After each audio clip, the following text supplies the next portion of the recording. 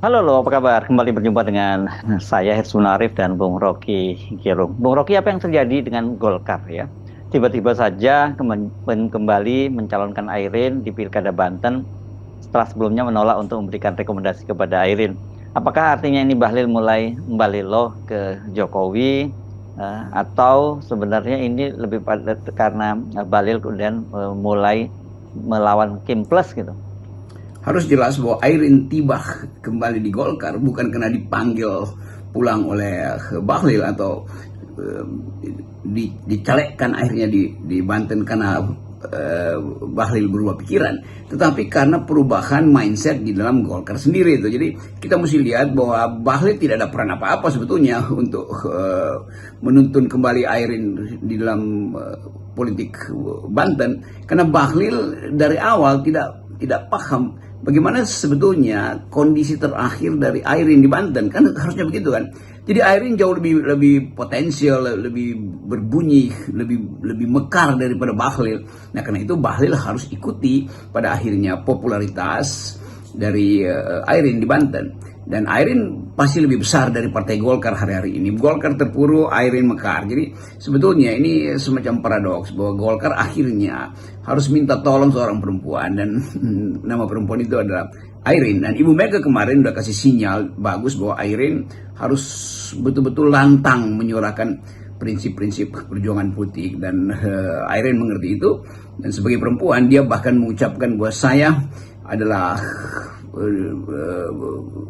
ketua dari perhimpunan perempuan Golkar dan di backup oleh kaum perempuan. Jadi kita balik pada politik yang sering disebut ethics of care.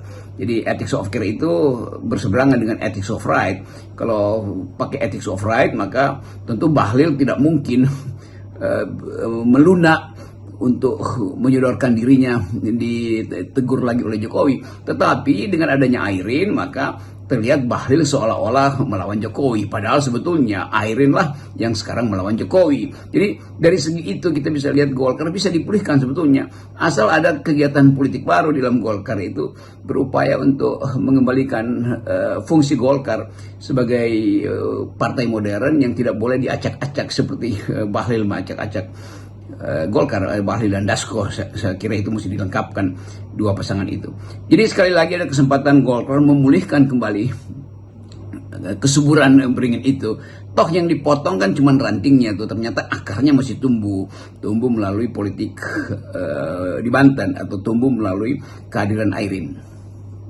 Fenomena Airin ini kan tidak hanya semata kita lihat dari pertarungan politik di internal Golkar atau pertarungan politik di Kim Plus ini, tapi juga soal kuat atau kokohnya kepemimpinan perempuan yang direpresentasikan oleh Airin. Tentu saja politik masih akan berlanjut, politik protes misalnya itu. Kapasitas Presiden Jokowi tidak mungkin lagi kita andalkan atau kita bayangkan dia masih punya kapasitas untuk mengatur negeri ini. Golkar sendiri memberi sinyal melalui Airin, Golkar memberi sinyal bahwa dia tidak tunduk lagi pada Kim Plus gitu kan. Itu poin yang bagus sebetulnya untuk menguji apakah kapasitas Pak Jokowi betul-betul mampu secara total mengendalikan negeri ini dengan satu dasar pikiran bahwa dia harus tanamkan investasi politiknya melalui keluarganya. Kan itu akhirnya dibatalkan. Jadi kita lihat bagaimana seseorang yang diululukan oleh pemujanya akhirnya tidak mungkin lagi mengevaluasi dirinya sendiri karena dia sudah dievaluasi oleh rakyat. Itu mungkin tanda pertama ketika Jokowi mengatakan saya sudah ditinggalkan. Sebetulnya dia bukan segera ditinggalkan, dia dijadikan sebagai percobaan oleh sejarah untuk melihat bagaimana kapasitas seseorang yang memang di bawah standar dipaksa-paksa oleh lembaga survei untuk memimpin, dipaksa-paksa oleh para pemujanya yang berkeliaran di media sosial. Jadi kesempatan kita untuk menilai sebetulnya terbuka itu, bahwa sejarah tidak mungkin mengajukan sesuatu tanpa beban di belakangnya kan. Sejarah seringkali tiba ketika seseorang melampaui kapasitas dia tuh, dan Jokowi berupaya untuk mencapai sesuatu melampaui kapasitas dia, dan dia pasti dibatalkan oleh sejarah tuh. Nah, kesempatan ini kita pulihkan lagi kemampuan berpikir kita, dan meminta sebetulnya Jokowi untuk kasih aja ucapan pidato perpisahan tuh, karena apapun yang akan dia lakukan dalam 2 bulan ke depan itu akan lebih memperburuk keluarganya tuh. Jadi selamatkan keluarga Pak Jokowi, Anda adalah kepala keluarga pertama-tama, lalu tinggalkanlah ambisi Anda untuk menjadi kepala negara yang akan dikenang. Anda akan dikenang sebagai manusia yang paham etika kalau Anda mundurkan diri. Jadi tekanan psikologi itu yang saya kira akan terus bergulir tuh. Pemerintahan yang tumbuh secara despotik juga akan menyadari, harusnya menyadari dirinya bahwa kondisi despotismenya udah hilang.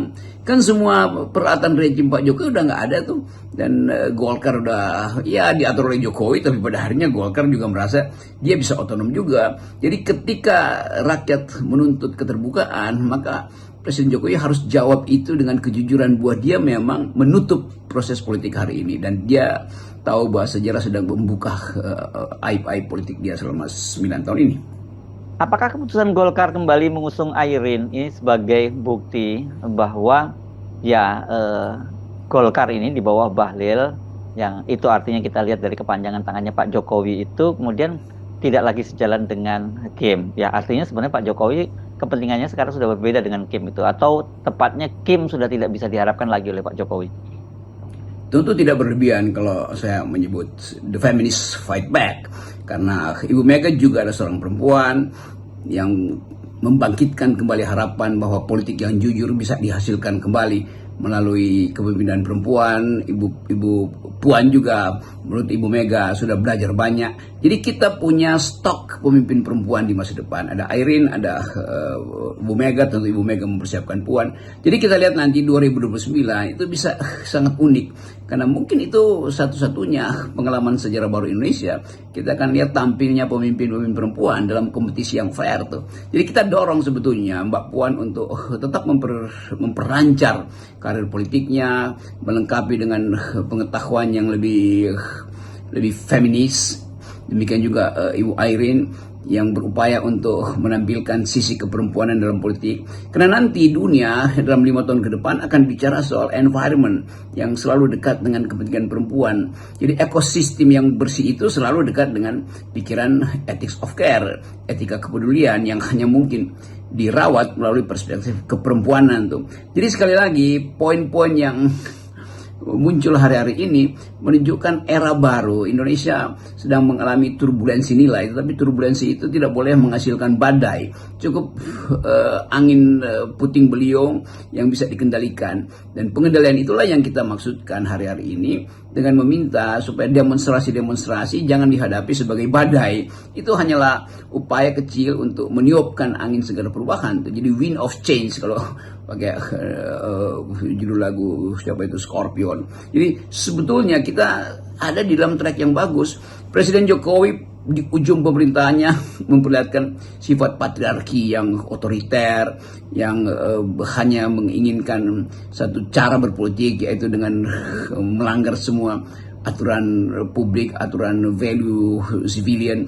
Jadi ada kontras akhirnya bisa kita lihat nanti di permukaan mulai terbaca bagaimana negeri ini bisa memulihkan akal sehatnya melalui kepemimpinan perempuan. Dan itu mungkin semacam perintah sosiologi atau perintah alam bahwa beri kesempatan pada kaum perempuan supaya kita bisa lihat keunikan kepemimpinan perempuan. Ibu Mega sudah menuntun PDIP dengan baik. Airin berprestasi di Golkar, Ibu Puan juga lagi meniti karirnya, juga di daerah-daerah banyak pemimpin perempuan. Kemarin saya ikuti pidato bagus dari seorang perempuan yang protes pada Jokowi, bahkan di Solo naik mimbar dia dan tanpa ragu, tanpa jeda mengucapkan prinsip keadilan. Jadi ada potensi perempuan untuk memimpin negeri ini. So, bagaimana nih Bung Rocky kita memahami dan menempatkan peristiwa perlawanan Airin ini dalam konteks sejarah hari-hari ini?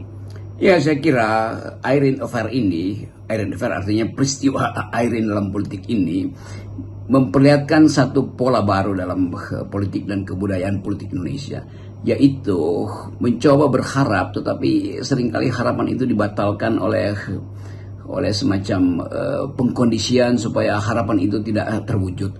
Tapi akhirnya Airin mampu menembus itu, berwujud pertama kali di PDIP, dan kita mesti hormati bahwa PDIP lah yang mendorong pertama kali atau menjadi partai pendukung, bukan Golkar loh. Jadi jangan Golkar ambil alih sesuatu yang sudah diwasiatkan oleh PDI pada Airin. Ibu Mega memesankan hal yang sangat tegas pada Airin, lalu dibaca oleh publik bahwa Airin memang unstoppable. Nggak mungkin Airin itu berkurang kapasitasnya atau legitimasinya hanya karena partainya itu dipenggal oleh Raja Jawa. Justru dengan pemenggalan itu, Airin menunjukkan bahwa dia bisa mempertahankan reputasi Golkar itu melalui personalitas dia di Banten hari-hari ini.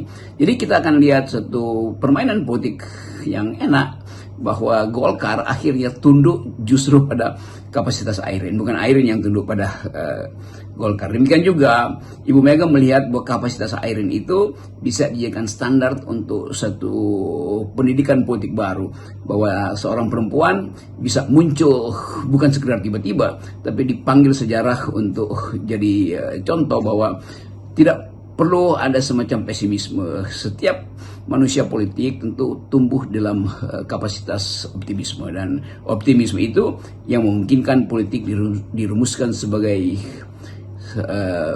seni untuk menghasilkan yang tidak mungkin, the art of attacking the impossible. Jadi kelihatannya itu, dan selamat datang Politik Perempuan. Salam akal sehat, salam 0%. Ya, salam akal sehat.